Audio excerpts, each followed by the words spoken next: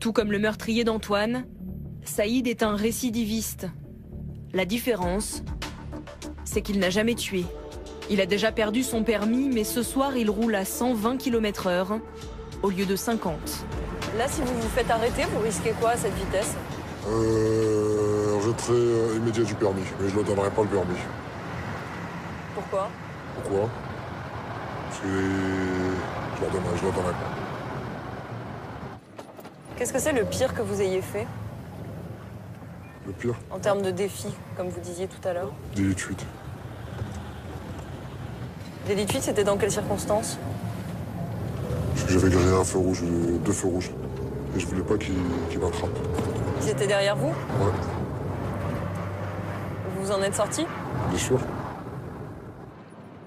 Saïd ne craint pas les sanctions, car il a une botte secrète, un avocat hors pair. Comment vous vous sentez en roulant, en sachant que votre avocat peut vous sortir de presque toutes les situations? Honnêtement, je suis rassuré, mais c'est saoulant. Ce que Saïd trouve saoulant, ce sont ses convocations devant le tribunal. 3 en 5 ans. Alcool au volant, grand excès de vitesse, plusieurs feux rouges grillés, un palmarès qu'il continue d'allonger, en voiture ou sur son scooter. Ce matin, il a rendez-vous chez son avocat, un spécialiste de la défense des automobilistes. Vous avez l'air de bien vous connaître. C'est un bon client.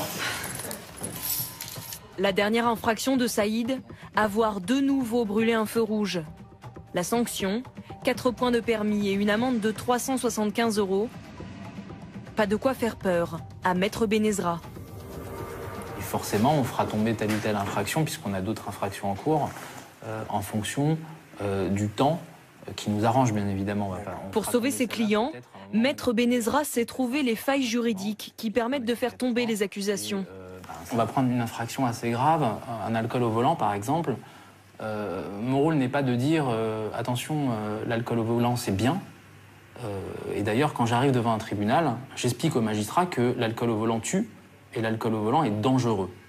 Mais aujourd'hui, l'idée c'est d'analyser une procédure. Pour récupérer leur permis, les clients sont prêts à débourser jusqu'à 5 000 €. Bientôt pour d'autres infractions. Dans la pièce d'à côté, un condensé des délits routiers les plus courants.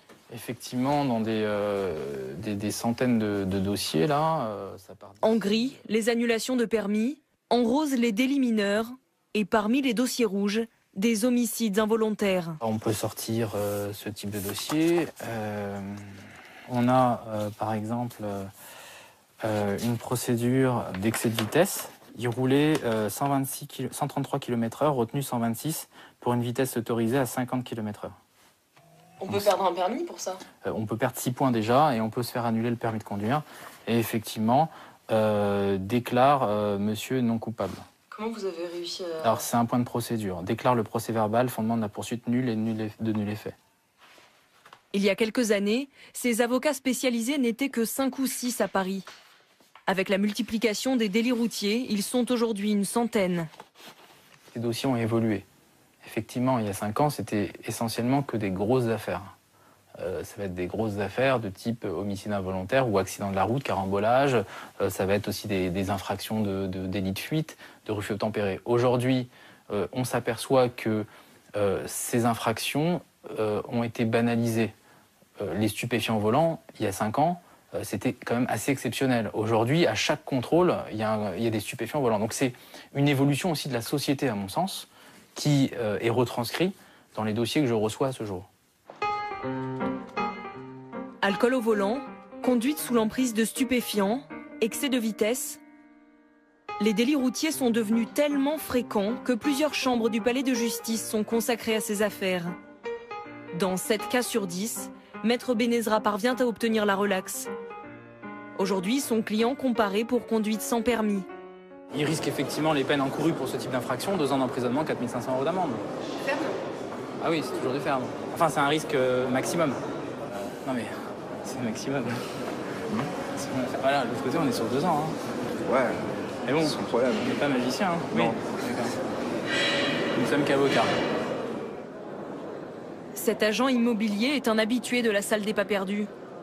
Déjà condamné pour conduite sous emprise de l'alcool, des stupéfiants et grand excès de vitesse.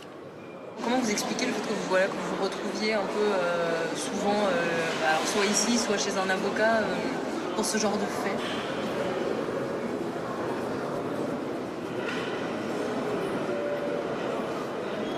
On aime bien aller jusqu'aux limites, quoi, ou dépasser les limites tout simplement, bêtement, mais voilà, c'est aussi simple que ça. Maintenant, on prend des leçons en payant de sacrés honoraires, de prendre son taxi pour rentrer, c'est bien aussi.